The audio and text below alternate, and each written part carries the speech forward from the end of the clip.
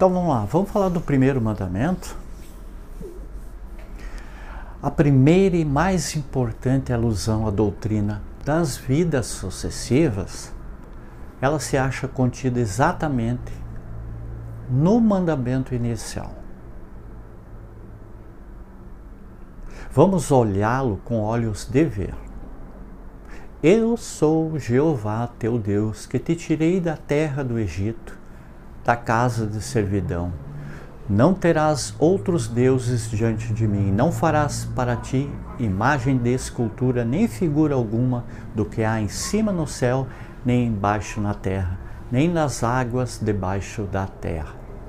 Não as adorarás, nem lhes darás culto, porque eu, Jeová teu Deus, sou Deus zeloso, que visito a iniquidade dos pais nos filhos, na terceira e na quarta geração, daqueles que me aborrecem, e uso misericórdia até 1000 gerações daqueles que me amam e guardam os meus mandamentos. Êxodo capítulo 20, 2-6. A maioria dos textos emprega a palavra zeloso, que não tem em português a mesma conotação específica exigida pelo texto bíblico. O termo exato aqui é ciumento. Estamos recorrendo nesta citação ao texto da tradução brasileira segundo os originais hebraico e grego, publicado sob a responsabilidade da American Biblical Society. Esta é uma das poucas, se não a única versão hoje em circulação que manteve sua fidelidade ao texto da Vulgata, que diz, ou seja, na terceira e na quarta geração, e não até a terceira e quarta geração, como consta de praticamente todas as versões mais modernas. O até figura nas traduções de Antônio Pereira de Figueiredo e na Bíblia de Jerusalém. Idêntica opção foi adotada por várias outras versões existentes. Em erro idêntico, incidiu a famosa versão protestante inglesa, autorizada pelo rei James I no século XVII, que adotou a forma arcaica unto, também equivalente ao nosso até. Contudo, a expressão correta, na terceira e na quarta geração, em lugar de até a terceira e quarta gerações, foi também adotada por um dos mais eminentes linguistas deste século, o Dr. Zamenhof, criador do Esperanto. E na sua impecável tradução da Bíblia para a língua universal, escreveu ele, na terceira e quarta gerações. De quem é a culpa? Mas por que é tão importante a troca de uma aparentemente inocente partícula? A razão é simples.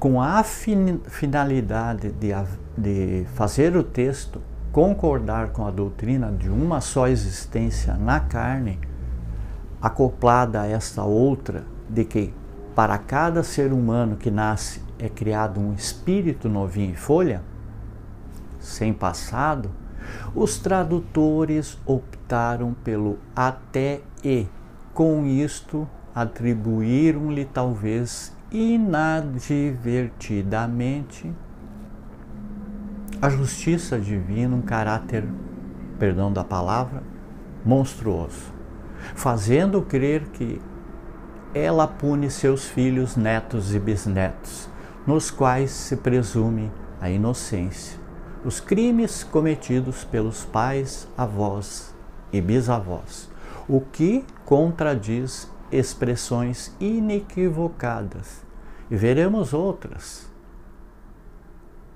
Em primeiro lugar, Deus não pune ninguém no sentido estrito da palavra. O indivíduo sofre pelos erros que cometeu porque a lei divina do equilíbrio universal exige dele, através da sua consciência, o ajuste, a correção, o resgate, que repõe as coisas no seu devido lugar. O sofrimento vicário, isto é, em lugar de outra pessoa, seria iníquo e é inadmissível até mesmo ante as imperfeitas leis humanas. Seria exigir do inocente o cumprimento de uma pena por crime que ele não cometeu, tanto quanto estimular com a impunidade o ato criminoso, liberando de toda e qualquer responsabilidade aquele que o praticou. A ser isto verdadeiro, não faria menor sentido a severa advertência do Cristo em João, capítulo 5, onde está escrito: olha, já estas são, não peques mais para que não te suceda coisa pior. A despeito de opiniões em contrário de estudiosos dogmáticos, o Cristo deixou bem claro, nesta como em outras passagens, que o sofrimento ela é consequência do erro, que inversamente o erro leva fatalmente à dor. Esse conceito da responsabilidade pessoal de cada um de nós, ele está implícito e explícito em toda a pregação de Jesus. A troca do ódio pelo amor, do perdão pela vingança, o oferecimento de uma das faces a quem nos esbofeteou a outra, tem o mesmo propósito, o de nos ensinarem que o amor liberta, o sofrimento ele resgata, enquanto o ódio nos acorrenta cada vez mais à dor. Se o erro não for resgatado em uma existência, é claro que o será em outro. Não no inferno por uma condenação eterna, igualmente inadmissível da parte de Deus, nem na penitência provisória do purgatório, mas numa oportunidade subsequente, aqui mesmo, onde e quando for possível, reunir as condições exigidas para o exercício do ajuste perante a lei desrespeitada. Cada um responde inapelavelmente, pois pelos seus erros, cuja responsabilidade é intransferível, seria muito cômodo, mas desastroso para o equilíbrio ético do universo que cada um pudesse cometer à vontade seus crimes e deixá-los para serem resgatados na dor pelos seus descendentes. Pode-se argumentar aqui, sim, mas para estes há o inferno, onde o sofrimento é eterno, novamente errado.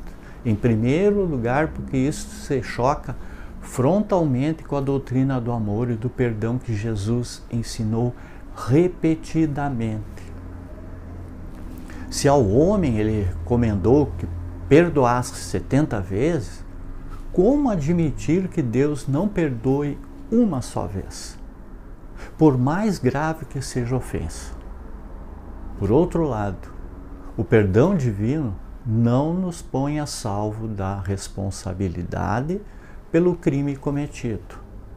O perdão é realmente divino, como diz o provérbio, mas a lei exige de cada um o resgate, o reparo, e a consciência nos impele a aceitação, ainda que relutante, dos sofrimentos decorrentes, e que muitas vezes ficaram como uma opção final e única aberta à nossa libertação e pacificação.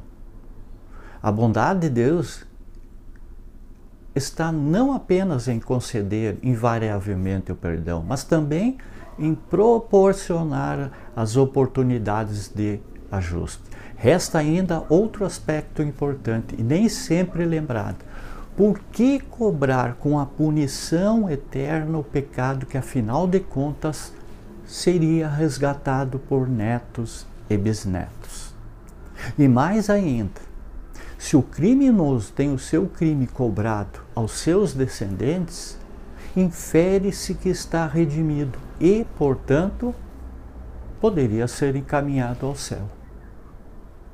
Vejam, pois, que escalada de incongruências nos levam à premissa falsa, uma única, ou seja, a de que nossos descendentes podem pagar pelos nossos erros.